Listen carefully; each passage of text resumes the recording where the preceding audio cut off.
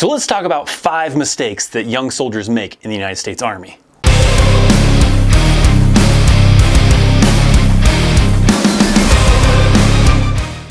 What's up, my friends? Welcome to an all-new video. In this one, I'm talking about 5 mistakes that I personally have seen young soldiers make, and I want to try to help educate you so that hopefully you don't make these same mistakes.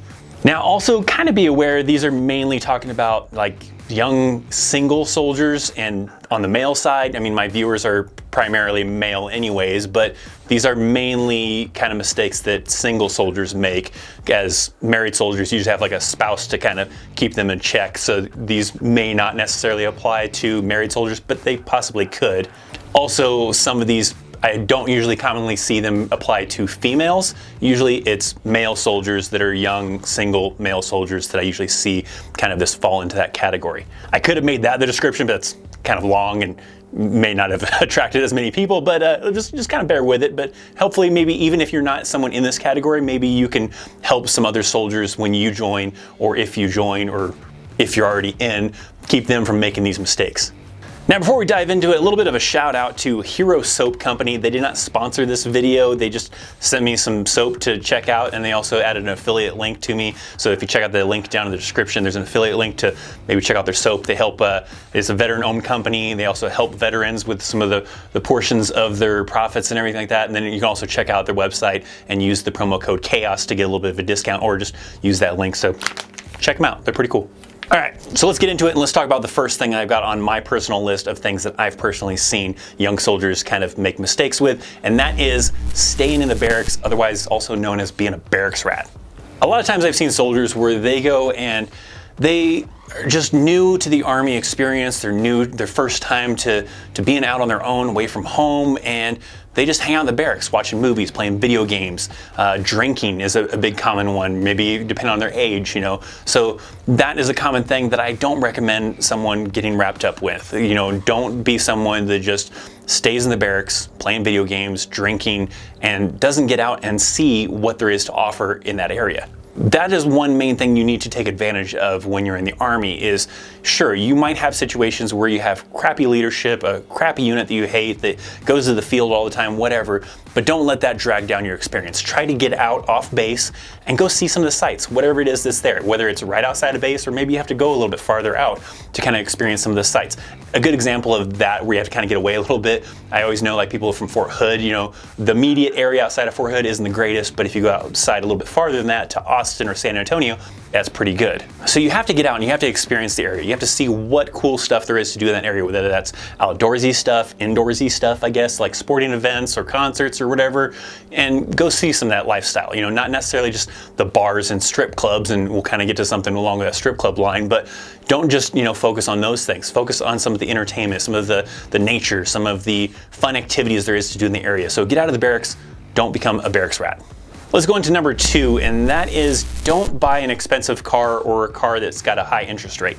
This is also a mistake that I've seen a lot of young soldiers get themselves wrapped up into, a really high interest rate or just an expensive car in general, and they're spending like the majority of their paycheck on a car payment. Now, granted, you know, as a single soldier, you're not having to pay rent, you're not having to pay utilities, you're not probably having to pay for food if you're going to eat in the chow hall all the time. So your paycheck a lot of times can be used, you know, for something like a car payment or whatever you want to kind of use it towards. But often soldiers make the mistake of like, well, I make X amount of money per month, so I can essentially afford this expensive car because I can use the majority of my paycheck because I don't have any other bills, and then that kind of gets them in trouble financially. Because what usually ends up happening is they end up blowing a lot of their paycheck on their car payment. Well, they still have car insurance, and then that takes away from it. Then you have registration, you know, at each year, and then you have other things that come up, like maybe, you know, you got to get gas, or you want to go do stuff with your friends. And then after a while, all this just starts to kind of add up, and you start getting into debt because this huge car payment takes away a lot of your paycheck, and then all the other stuff starts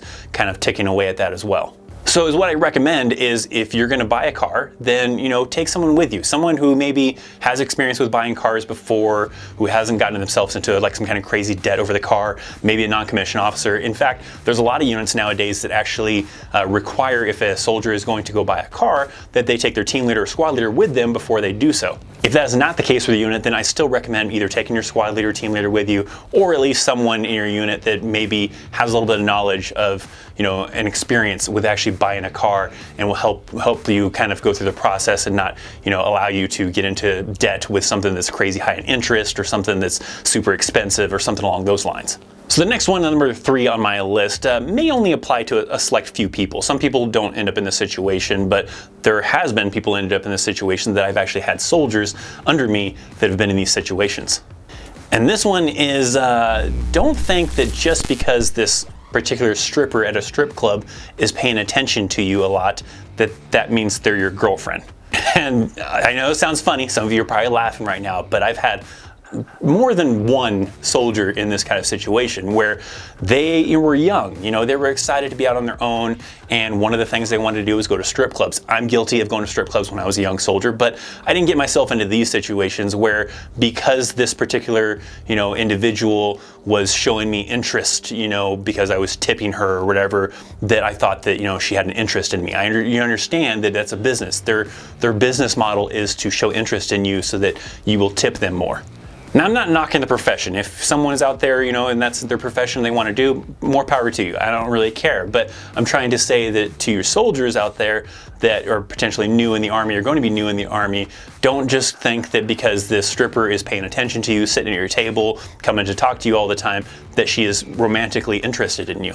An example of this is I've had actually a couple of soldiers where they've been in this situation where they said that this person was interested in them, and they even called them their girlfriend maybe or whatever. But then you kind of inquire a little bit more and be like, hey, have you ever been outside of the strip club with this individual? And in each case, it was no. I've only had a case where I've gone to see them at the strip club. We sat down, had some drinks, sat down and talked or whatever, but we've never had any kind of experience outside of the strip club to actually go on a date or do anything else like that. That's usually when it becomes a situation where this soldier is blowing a ton of money on tips and going to the strip club for a girl that's possibly just wanting you as a customer. But the soldier thinks that they're wanting the attention because they want some kind of romantic relationship and just kind of being led on and everything. So be careful of that. Don't think that just because this stripper is showing you a lot of attention that she is actually romantically interested in you. Let's move into number 4 that I've got on my particular list, and that is spending your whole entire paycheck before the next paycheck kind of comes. I have even been guilty of this, where you're a young private, you have this money, you're not having to pay rent like I talked about before, so you have all this money to be able to spend because you don't have any major bills to pay, and you're going out and you're buying TVs or PlayStations or Xboxes or whatever you're doing, and then it comes, maybe a few days or the week before payday, and you're broke. You have no money because you've blown it all on going out on the weekend and buying these electronics or buying whatever, maybe going out to eat a lot, and then now you have to really scrounge around because you've only got maybe $20 in your bank account and payday is still several days away. So definitely learn how to manage your money. Put a little in savings, maybe save up for the items you want. That way you're not spending a whole entire paycheck on the items you want, and save a little bit for going out and having fun, whatever the case is. That way you still have some kind of comfort zone, whatever your level of comfort zone is, of amount of money in your bank account before the next payday. That way if something comes up and you need money to buy this because, whatever situations might come about, you have that money in your account to be able to do so. Now, kind of along with that, without going into a separate kind of category, but don't go racking up a bunch of money on a credit card, especially the military star card. You don't want to, have that kind of expenses where you're building up all this crazy interest because you're just racking up money on the star card or this credit card, and now you have to pay interest on it, and you probably could have just saved a little bit and bought the item to begin with without having to pay all this extra interest. So don't blow all your money before payday, but also don't go racking up a bunch of credit card debt either. And now the 5th and last one that I got on this list is don't have a bad attitude. There's a lot of young soldiers that, maybe you know that something sucks, right? You get stuck on some detail to go mop the floors, to go pick up trash, to go do something, and it sucks. And sometimes they express that to the non-commissioned officers. It's like, oh man, I gotta go do this, I gotta go do that. Well, that looks really negatively on you. I'm not saying that things can't suck, right? But just don't express that to the non-commissioned officers that you are trying to indicate to them that this sucks. Because what that does is it projects a negative attitude to those non-commissioned officers. Now, you're the individual that they know that if they give a tasking to, you're probably gonna complain about it. And so they're probably just gonna keep giving you the crappy taskings. If you're someone that just rolls with it and just gets it done and knocks it out, then they see that and they see the hard work that you're putting into it. And commonly, they're not gonna always try to bug you with these crappy tasks. I mean, sometimes they can't help it and they have to give out these crappy tasks to you, but if they can avoid it, they might give it to someone else who's a complainer or who's someone who is late all the time or something like that, right? Someone who has a little bit more of a negative attitude, they're probably gonna hand off those crappy details to those individuals just to kind of make them try to learn their lesson, try to get them to, show better attitude or whatever. And if you are the person that's showing the good attitude, then if they can avoid it, then they're gonna try to not give you the crappy taskings. That's from personal experience from me as well, and a lot of other non-commissioned officers that I've worked with and everything. You have these soldiers that are complaining all the time. Well, crappy tasking comes up, let's give it to them. Screw those people, basically, not necessarily in that exact term, but they have the negative attitude, I'm gonna give it out to them. Where if I have a soldier that's pretty positive, even when it's a crappy tasking, I can count on that individual, then if I can avoid it, I'm not gonna give that person the crappy tasking. So if you can have a good attitude even about a crappy situation, sometimes it can help you out in the long run.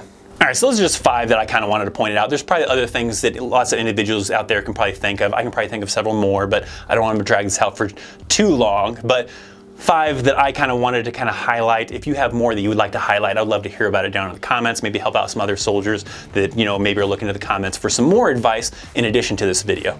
But before we close this out, if you're not subscribed to this channel, then maybe you should think about clicking that subscribe button, also enabling notifications so you can join the notification platoon and get alerts as soon as new videos go live, to include the live streams. Also, check me out on Instagram if you want more information. Sometimes you can hit me up on Instagram. I'm pretty good at responding to most individuals on there as well. All right, thank you so much for watching. I got to go meet up with Stardust over at the Deja Vu. She said I'm something special, so I got to catch that. I'm ThatChrisChaos. Thanks for watching. I'll see you next time. See ya.